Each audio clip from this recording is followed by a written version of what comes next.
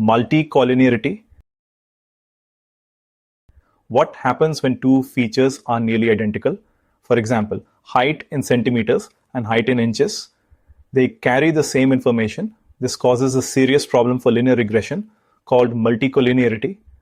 Multicollinearity arises when one feature can be written as a linear combination of others.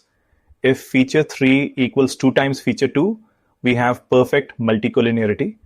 The columns of X are linearly dependent. The rank of X is less than the number of columns, and X transpose X becomes singular. We cannot invert it. Here is a concrete example.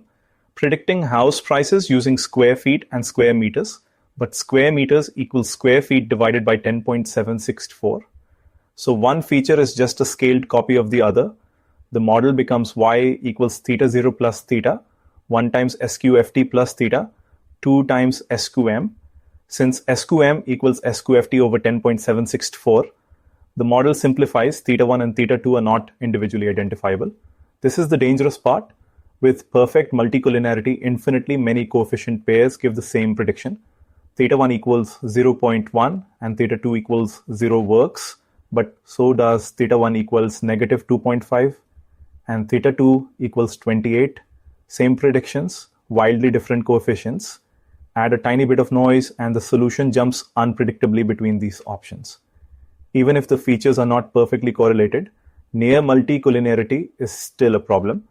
The determinant of X transpose X is close to 0. The inverse amplifies noise. Small changes in the data lead to large swings in the estimated coefficients. The model fits the training data fine, but the individual coefficients are meaningless. How do we fix multicollinearity? Option 1, drop one of the correlated features. If we already have square feet, remove square meters. Option 2, use regularization. Ridge regression adds lambda I to X transpose X, which makes it always invertible.